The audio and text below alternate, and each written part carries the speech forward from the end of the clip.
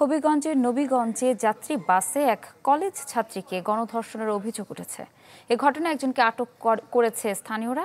জানা যায়, রোববার ঢাকার সায়েদাবাদ থেকে বাসে করে বানিয়াচং বাড়ি যাচ্ছিলেন ওই ছাত্রী। শায়েস্তাগঞ্জ নামার কথা থাকলেও ঘুমিয়ে পড়ায় নামতে পারেননি। পরে ওই দিন রাত 10:30টায় শেরপুর বাস স্টেশন থেকে মা এন্টারপ্রাইজের একটি লোকাল বাসে ওঠেন তিনি। আউশকান্দি এলাকায় সব যাত্রী নেমে গেলে ওই ছাত্রীকে একা পেয়ে গণধর্ষণ করে চালক ও হেল্পার। এক পর্যায়ে ওই ছাত্রীর চিৎকারে স্থানীয়রা এসে চালক সাব্বিরকে ধরে সেনাবাহিনীর হাতে তুলে দেয়। পালিয়ে যায় হেল্পার লিটন। পরীক্ষা নিরীক্ষার জন্য ওই ছাত্রীকে হাসপাতালে নেওয়া হয়েছে।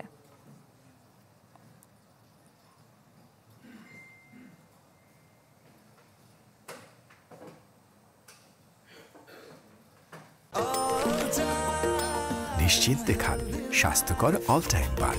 All time healthy life. এ বিষয়ে আরো খবর জানাতে হবিগঞ্জ থেকে সরাসরি যোগ দিচ্ছেন আমাদের সহকর্মী রাসেল চৌধুরী। রাসেল, সর্বশেষ আর কি তথ্য আছে আপনার কাছে?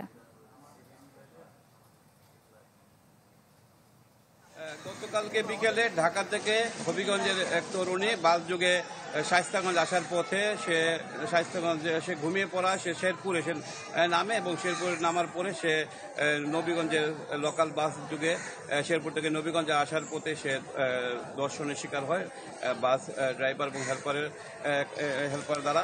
এবং শেরপুর থেকে সে আসার পথে আউশকান্দি আসলে সকল যাত্রী নেমে যায় এবং তাকে একা নিয়ে নবীগঞ্জে যাওয়ার পথে তাকে ড্রাইভার এবং হেল্পার ধর্ষণ করে এবং তার সুচিৎকারে এলাকাবাসী সেনাবাহিনীকে খবর দেয় এবং সেনাবাহিনী সালামতপুর নামক এলাকায় এসে বাসটিকে আটক করে এবং ড্রাইভার সাব্বিরকে আটক করে এবং হেল্পার লিটন পালিয়ে যায়।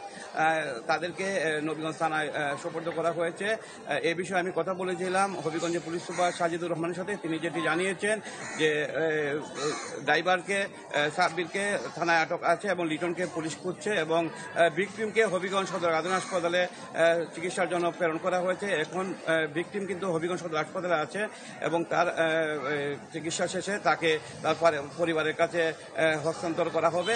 এবং এ বিষয়ে পুলিশ সুপার যেটি জানিয়েছেন, তিনি নবীগঞ্জ থানায় বাস এবং এই এলাকাটি পরিদর্শন করেছেন এবং ড্রাইভারের সাথে কথা হয়েছে এবং তিনি জানিয়েছেন এখন তিনি ভিকটিমকে দেখতে হবিগঞ্জ সদর হাসপাতালে আসবেন।